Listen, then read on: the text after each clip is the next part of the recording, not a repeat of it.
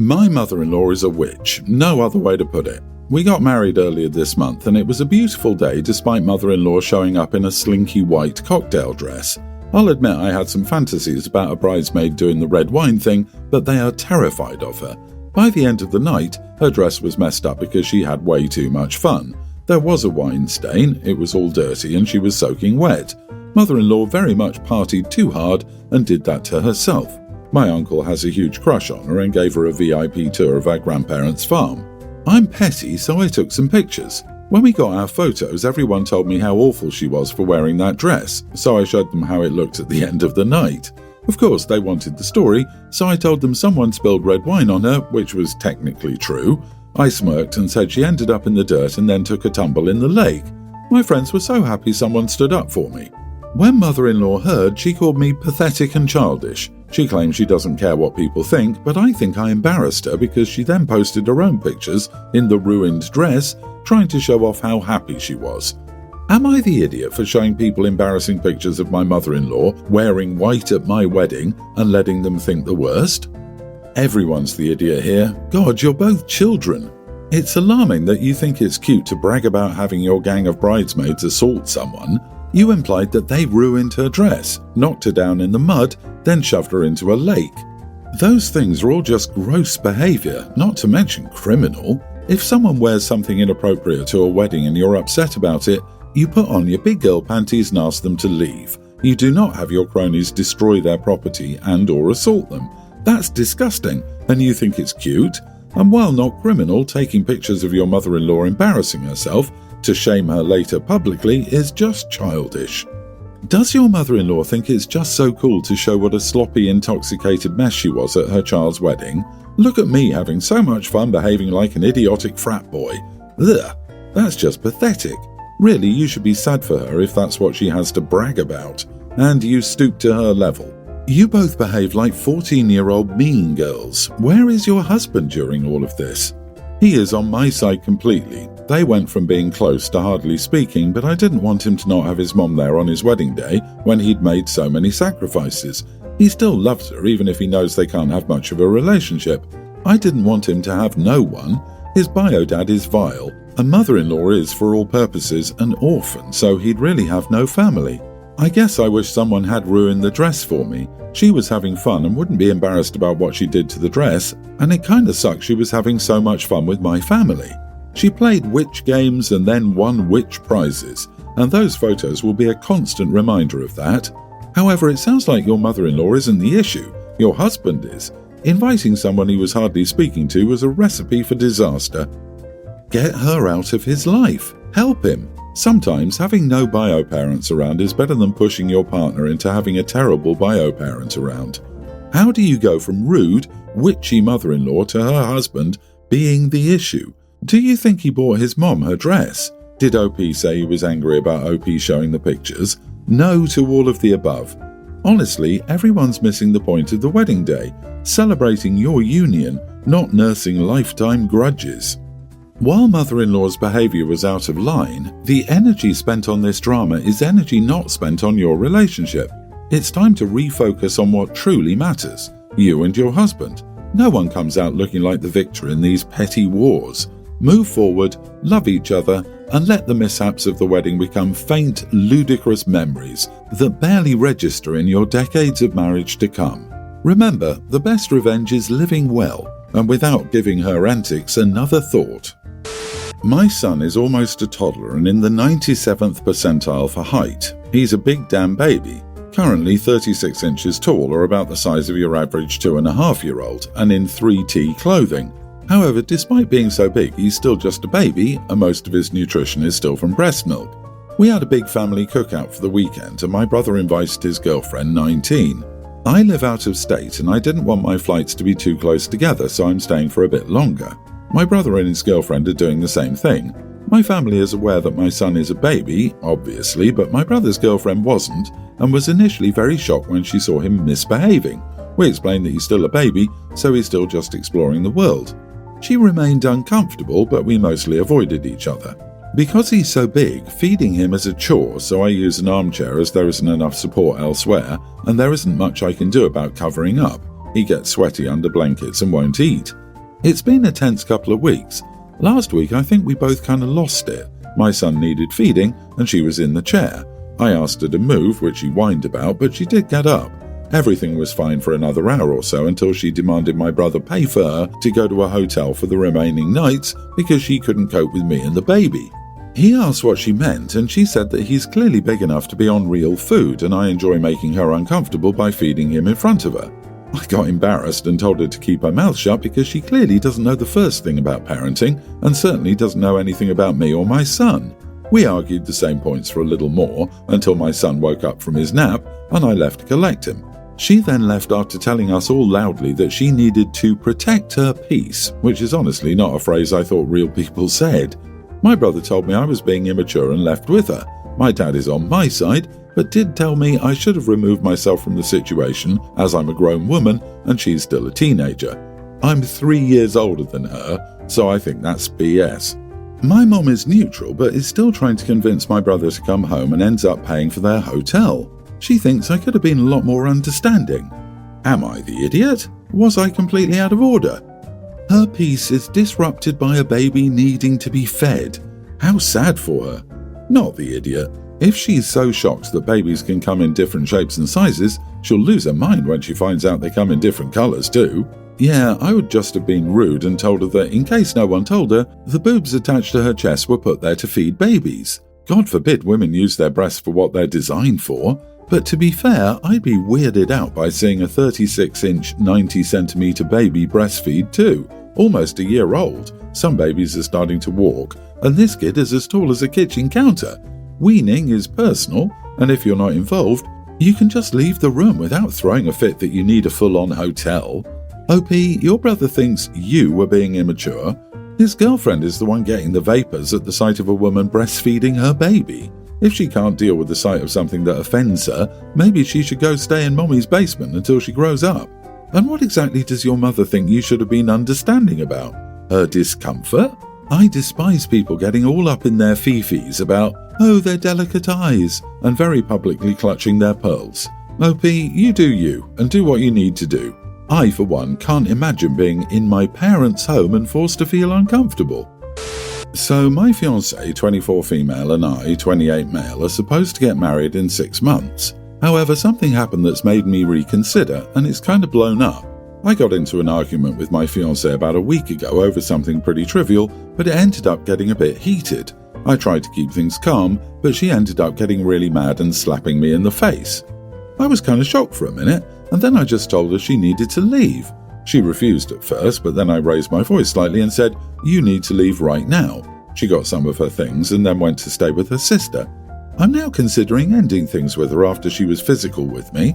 I honestly couldn't believe she did that. However, I've gotten massive pushback from pretty much everyone around me telling me that ending our relationship and calling off our wedding over that is an enormous overreaction.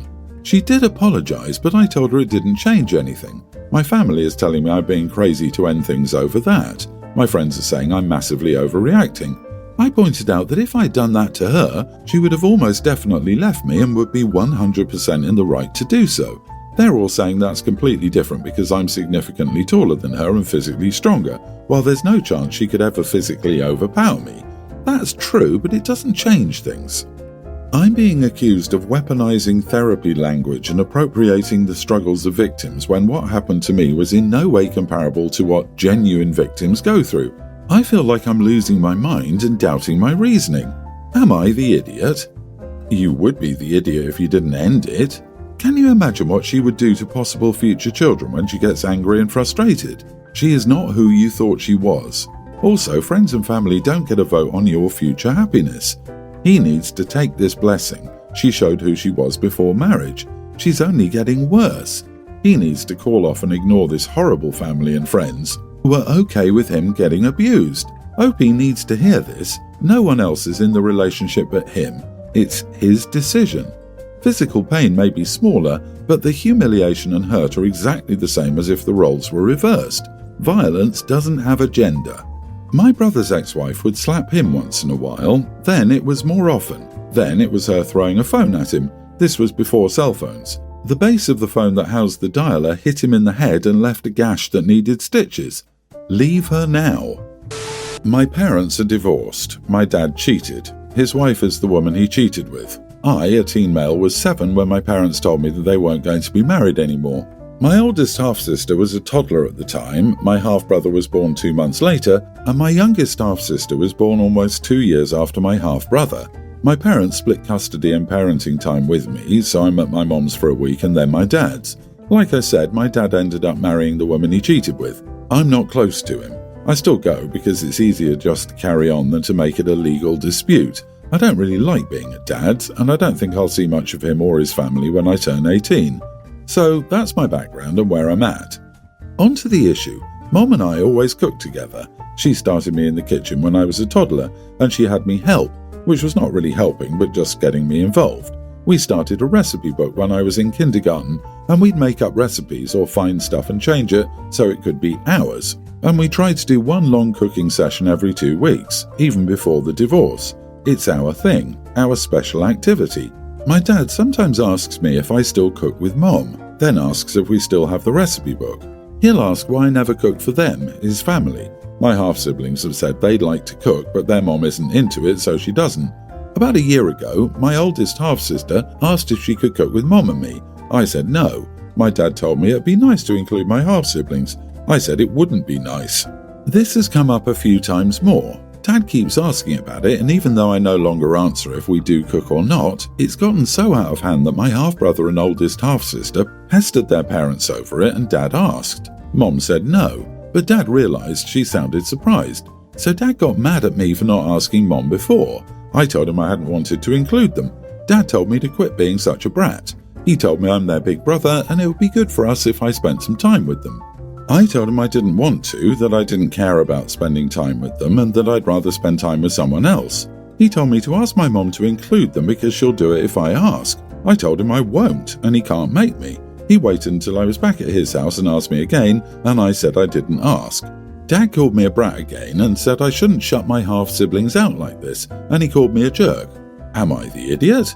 Edit, my dad never cooks.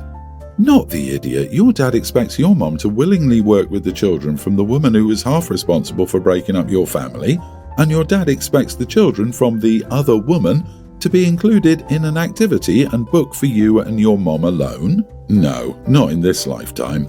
Hang in there, OP. You have less than a couple of years until you can put your dad and his second family in the rearview mirror. Since nobody in his house cooks except you, I suspect this is not as much about you building a relationship with your half-siblings as it is about your dad wanting a good home-cooked meal. If so, he better teach himself to cook or forget about it altogether. Next time he calls you a brat, call him on it. Tell him if you wanted Mom to help raise your kids, you shouldn't have cheated on her. My sister's husband Mark left her and their tween son Alex about a year ago. His reason was that Alex was too difficult to deal with. I think Mark is a piece of crap who blames his son for everything. Alex is a bit hyper and gets into trouble for being distractive, impulsive, etc. But he's not a bad kid. He loved his dad very much, but he's not stupid. He quickly figured out why his dad had left and hated his guts. Not that I blame him. He's been through a lot, and to put it very plainly, he thinks his mom might just up and leave one day too. Because of this, there'll be nights when he won't go to sleep unless his mom sits with him. My sister would never abandon him like his dad did, but Alex is way too anxious. He used to wake up several times throughout the night just to make sure she was still there. He's loads better now, and my sister can go to bed in her room after putting him to sleep. Obviously, we don't tell anyone in our lives about this, as it would be extremely embarrassing for Alex. I only know because I currently live with them. I'm helping around the house and with Alex. Unfortunately, Mark called a couple of nights ago wanting to apologise, allegedly. He and my sister had a nasty fight about Alex, and my sister ended up telling Mark about the sleeping problem. Mark was surprised, allegedly, but just hung up. I figured he felt some guilt towards his son for once, but I heard Alex going crazy in his room. When I went to calm him down, he just showed me his phone. He got exactly 3 texts from his dad telling him to man up, stop annoying his mom, and if he didn't man up, he'd tell all of Alex's friends. I was appalled. The second my sister came home, I marched straight to Mark's mom's house where I know Mark was staying and chewed him out. I don't think I'm the idiot for that. He deserved it. But Mark's mom, his sisters, and their husbands and kids were home, and I told them what Mark had been saying about his own child. I didn't have to. It was none of their business, but I knew they adored Alex, and his mom was extremely angry. One of his sisters even went, "What is wrong with you?" Now Mark's mom is giving him a week to find somewhere else to live, and he's yelling at me for essentially making him homeless and dragging his entire family into things. He called me a dumb kid and said I don't know what it feels like to be a parent and that he's human too. He admits that he could have been more decent with Alex too, so perhaps he's reflecting. I doubt it. I suppose I went too far regardless. Am I the idiot? For reference, I'm 21. My sister is 34. Mark is 35. Not the idiot. You didn't make him homeless, you just made him accountable. To be honest, I'm pleasantly surprised by Mark's family's response. Your sister is the one you should be asking, am I the idiot though, as she's the one that's going to face the fallout. Alex is lucky to have aunts and uncles, including you, who stick up for him, and I hope he's able to see and engage with that love. Frankly, I hope your sister keeps Mark out of Alex's life, but that's not something you can push for. It would need to be her and/or Alex's decision. I would have totally told brother-in-law to man the heck up. He's living with his mommy. He ran out on his responsibility because his tween is acting like a tween. He's 35, not an 18-year-old. He obviously doesn't give a crap how his kid feels. I would not have been nice, and I would also advise your sister to get a screenshot of the text messages he sent to his son. It's the best ammo to use with a judge stating he doesn't care about his kid. You held him accountable, and now his parents don't want to deal with him since he messed around and found out.